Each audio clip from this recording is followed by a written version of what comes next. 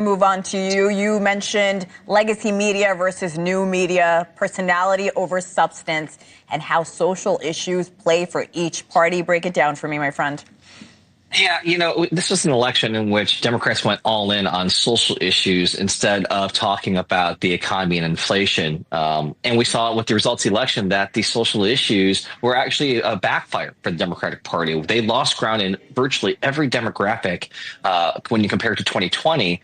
And when that happens, you have to look at, well, what were you actually talking about? What words were you using? What subjects were you investing time in? And the fact that Republicans spent something like $100 million using ads targeting the LGBTQ issue against Democrats shows that worked out. I think looking ahead, you look at how personality in this election trumped substance. That this was not an election about who had the best plan for this, the biggest proposal. This was an election about personality. And ultimately, between Donald Trump and Kamala Harris, the American people chose Donald Trump. And finally, the role of legacy media, as we have always known and expected it to play a role in politics, is changing completely. The rise of podcasts, the rise of YouTube and Instagram and TikTok and all these platforms and personalities, that we are in the era of infotainment, where people who present the news and present information in an entertaining fashion and talk about it casually.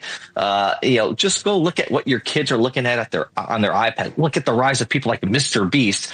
This is not the era of Peter Jennings, Dan Rather, the network news anchors. Yeah. We have more choices than ever to get information, and people are choosing to go wherever they want for that information. That is changing completely how we approach communications and strategy in politics. Also doesn't help the echo chambers that a lot of us end up in, but that's a really good point. Let's move on to 2025, guys. Many Americans say immigration is one of the top issues facing our country. Our Allie Bradley spoke to the president-elect's choice for border czar. Of course, I'm talking about Tom Homan, about the administration's plan to protect the border. What he told Allie actually went viral. Let's play that for our viewers. I'll talk to you on the other side. Price do you put on our national security? I don't think it has a price tag. What price do you put on cases like Lake and Riley? What price do you put on the thousands of angel moms and dads who buried their children? You want to talk about family separation?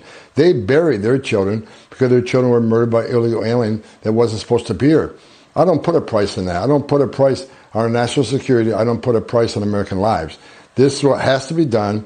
The price tag is high, but in the long run, it saves the taxpayers a lot of money because we're paying right now billions of dollars in perpetuity. All right, Malik, that actually ties in with your list for 2025 on how Trump handles domestic and foreign affairs, his willingness to work with Democrats, and, of course, the much-hyped Department of Government Efficiency, or DOGE. What is the number one thing you're watching for 2025? It's how Donald Trump handles the issue of immigration. So there are a lot of expectations. Of course, I'm not convinced that those expectations will meet the rhetoric around immigration. You've kind of seen a shift. Donald Trump, they're talking about making sure that we're going after the criminals. And I think that that's going to be a large component of what they're doing. But if we get to a point where it seems as if that the federal government is being a bit more heavy-handed than what people are willing to deal with, where you may see kids being separated from families, and just the visual of that. I think that the Trump administration has to be careful, but immigration obviously is going to be a huge issue. Whether or not, to the extent of how willing Democrats will be to work with Donald Trump, I don't think that you're going to get a whole lot of bipartisanship. Obviously, government will have to function as it normally does, but I don't think that you're going to see a lot of things. They're not going to try to give Donald Trump big win because Donald Trump only has one more presidency. But I do think that if you listen to people like John Fetterman and others, they're going to be Democrats willing to work with the administration. But on the DOGE issue, I'm not a DOGE fan in the sense, the concept sounds fine. I'm not convinced that DOGE will be able to do what people expect DOGE to do, and what the recent meltdown this weekend or over the past couple of days between Elon and MAGA, I'm even more convinced that DOGE is not going to do what people think it does. Oh, I have no doubt. You and I will be talking about it next year. Kurt, let's talk about your list. We talked a bit about it a moment ago. Watching the ability of Republicans to govern. What will the identity of the Democratic Party be? And what's to come with that bromance between Trump and Elon Musk? What's the number one thing you're watching?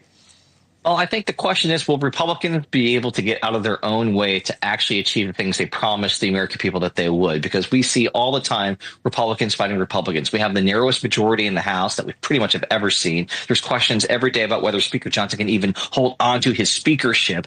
We live at a time where one member of Congress, one Republican, can say, I don't like this deal, blow the whole thing up, you're back to square one, as we saw with the recent debt ceiling, budget shutdown, showdown negotiations that will resume in the first part of the year. And then you have all these larger than life personalities now.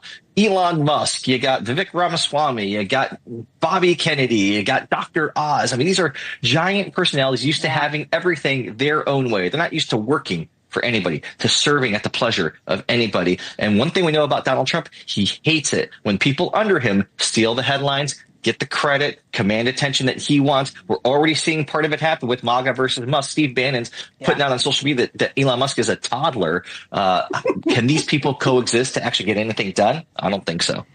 Guys, it was a great year on Morning in America. Thanks to you too. Cheers to 2025 as well. Happy New Year, Malik Abdullah, Kurt Bardella. Thank you. See you soon, my friend. See you soon, my friend.